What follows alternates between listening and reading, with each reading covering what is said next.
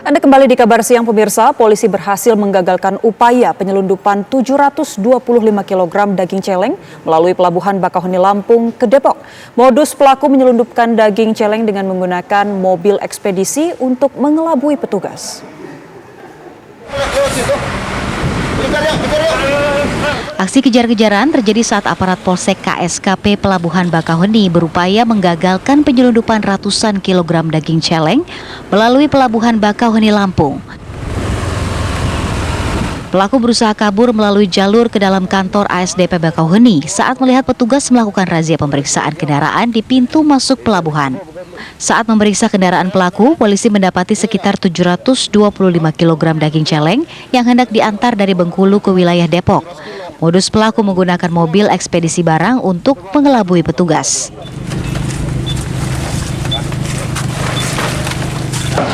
Melakukan pengejaran ke terminal dan diketemukan dalam kendaraan tersebut diduga daging celeng.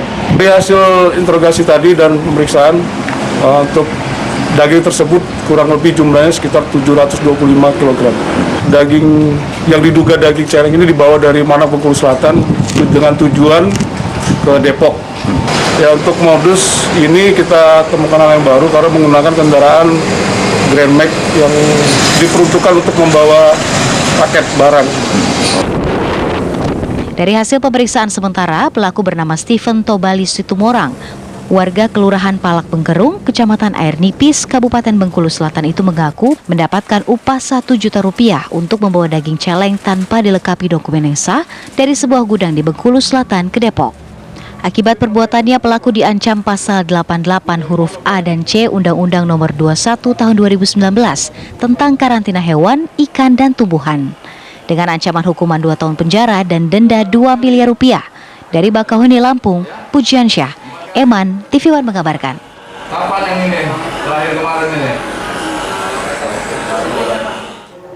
Pemirsa, terungkapnya upaya penyelundupan ratusan kilogram daging celeng tak ayal meresahkan masyarakat. Untuk mengetahui lebih lanjut mengenai kasus ini, kita akan berbincang pemirsa dengan Dr. Mira Kusumastuti, selaku dokter hewan di Balai Karantina Bakauheni.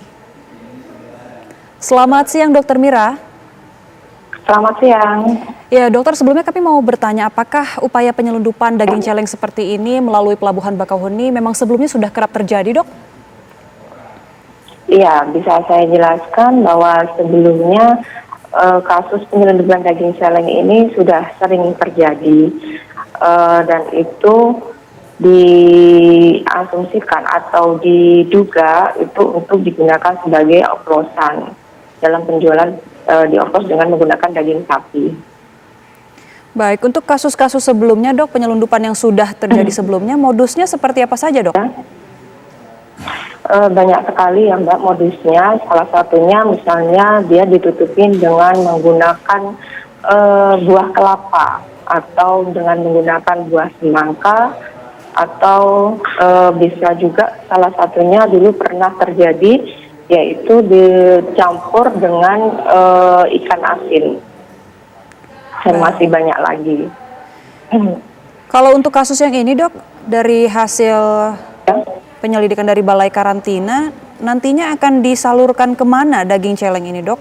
Apakah ke pasar tradisional atau seperti apa?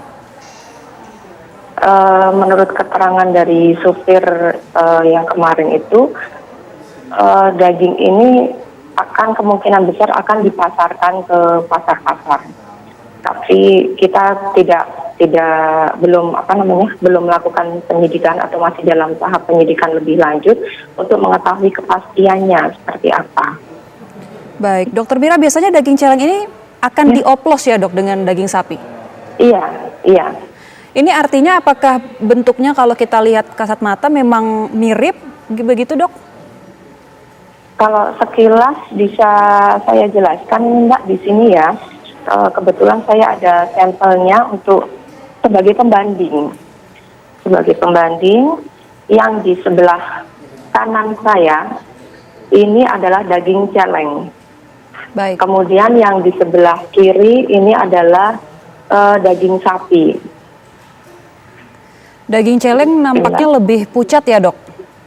Iya, dibandingkan daging kita sapi. bisa membedakan dari segi warnanya untuk daging celeng ini warnanya lebih pucat, kemudian dibandingkan dengan daging sapi. Daging sapi jauh lebih merah, kemudian mohon maaf, nah, kemudian untuk seratnya atau teksturnya itu daging celeng ini dia lebih halus, Mbak, daripada daging sapi.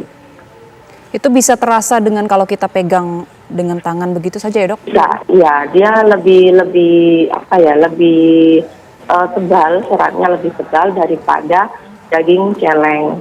Kemudian dari segi aroma juga berbeda. Kalau dari daging celeng ini aromanya dia lebih apek atau amis daripada daging sapi. Kalau daging sapi ini kan sangat khas ya, seperti yang sudah banyak kita ketahui. Kemudian selanjutnya adalah lemaknya. Kalau untuk daging sapi, lemaknya dia itu lebih tebal dan kaku dibandingkan dengan daging celeng yang jauh lebih elastis. Baik. Itu mungkin, Mbak, untuk yang bisa saya jelaskan. Berarti mungkin fisik, selain warna, aroma, Iya. kemudian tekstur, ada hal lain, Dok, yang bisa menjadi penciri untuk masyarakat bisa bedakan?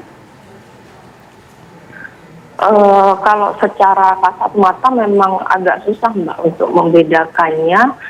Mungkin dari seratnya aja kita agak incan ke seratnya. Kalau daging sapi ini seratnya jauh lebih tebal daripada daging celeng. Kalau daging celeng bisa dipegang, begitu dipegang dia lebih basah, Mbak. Saya taruh dulu. Kalau daging celeng ini dia lebih basah atau lebih berminyak daripada Kalau ditekan daging begitu sapi. keluar airnya, Iya. begitu ya, Dok? Seperti lemak ya, Mbak, bukan air. Kalau air kan Baik, dia lemak lebih bukan ini air ya. Kalau dibandingkan dengan daging sapi ini seperti daging sapi, iya dia lebih bersih ya. Terus lebih mengkilat.